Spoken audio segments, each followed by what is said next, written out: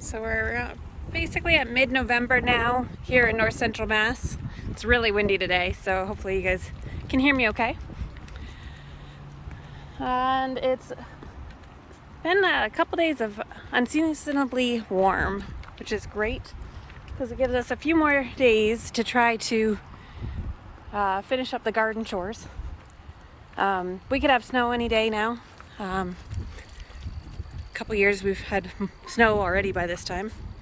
The peas got really blown over by the high winds we had come through here the last couple weeks, and I still haven't seen any real pea shoots, so I'm still hopeful, but not sure it's actually going to happen. Technically the tops of these pea shoots are edible and you can put them in salads as well. But we still need to clean up all these tomatoes here. I do have the broccoli growing here. And then I need to come in and cut all this dill. You can see some of it definitely is starting to wilt a little bit. We've had some really cold nights already, down in the low 20s.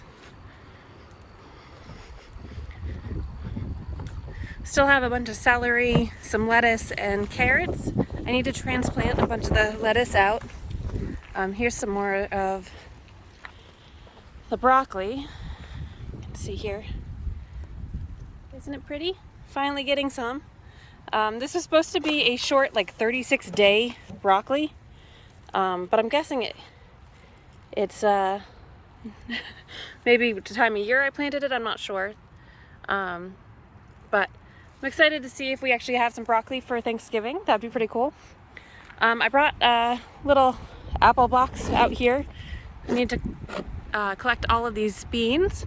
So I'll just strip them off the vine right now. I'll bring them inside and probably watch some YouTube while I'm cleaning those up. Some celery. Still have the beets here. I'm leaving those till Thanksgiving is the goal. They're not huge, but I think my brother will really like having those for a side. It's a vegetarian eat coming for Thanksgiving dinner. These carrots are doing really well. I come out and snack on these often. And then the lettuce in here, I'm gonna pick some of this today for dinner, and then lettuce over here as well. And then I'm probably gonna move about half of it into the hoop house. So got that. Snapdragons, I'm just letting do their thing at this point. They're still doing fine. They do like the colder weather, but they'll stop pretty quick here. This is a celery root. So I'm gonna leave these in as long as I can, and I will probably make some of that for Thanksgiving dinner as well. These lettuce over here, sorry for the shadow, sun is pretty intense at the moment, are getting attacked by slugs. So I am going to move these ones, I think, into the hoop house today as well. These were radishes I started a long time ago, and they're finally growing. I don't know if I'll get any actual radishes, but thought that was interesting. And yeah, I've got carrots and stuff in here that we're going for Thanksgiving, and the fridge, our second fridge for winter storage, and we'll probably also freeze dry some for carrot chips. Parsley's doing great. I need to start freeze drying some of that still. And then over here I've got a bunch of these lettuce starts, and so I'm gonna move these into a lot of, well, not all probably, but I'll move some of these into the hoop house as well. Some snapdragon, some kale, parsley, celeriac. Oh, look at this guy. This is bigger than I thought it was. You see that? That's gorgeous. So that's exciting. You never know how these are gonna do. This one had been eaten by the bunnies like 3 times. So you can see the greenery is kind of small, but that looks fantastic. And yeah, got some onions here and there. So most of these onions will actually overwinter in the beds. That way we'll have early green onions. Parsley. I still need to clean up all of these tomatoes. So that is hopefully on the list this weekend. And I'm going to try to get to it. And then celery here and here. I'll probably start picking some of this and soon. If we're going to get some really, really cold temps, I'll probably come out and harvest all of it. But the goal is to leave the celery until Thanksgiving, and then at that point bring it in along with the carrots before the ground really freezes, and go from there. I do have some actually decent sized onions in here that I was leaving so we could have some fresh onions on top of all the storage onions we have for Thanksgiving and some meals here and there.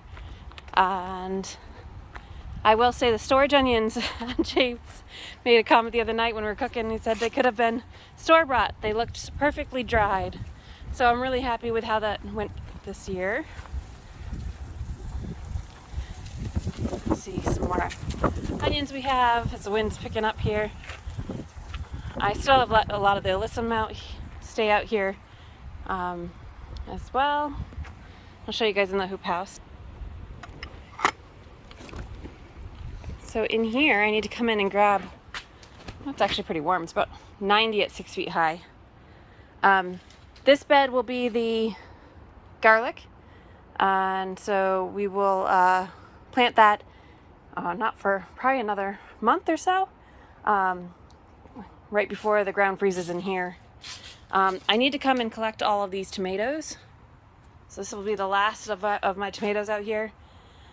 I was going back and forth on when. I think this weekend's the timing. I'll be checking the weather and see.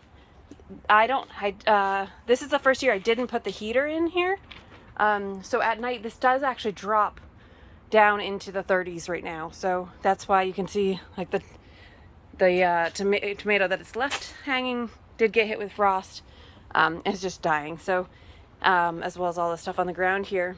So to make sure that we get to save the fruit and get the last few tomatoes, by the time these ripen inside, we should actually be at Thanksgiving. So again, we'll have some really good fresh tomatoes for Thanksgiving, which growing up in Vermont, that was not a thing unless you got the greenhouse tomatoes from is it Longwind up there.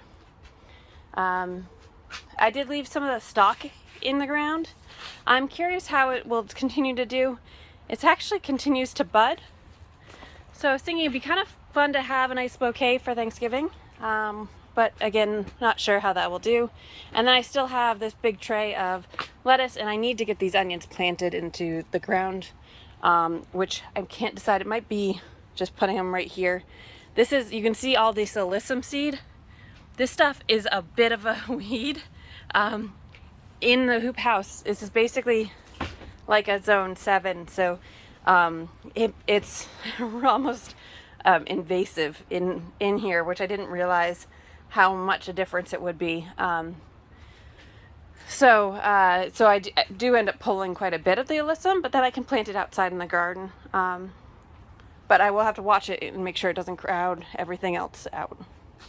I need to go through and clean out these trays and go to compost, the marigolds.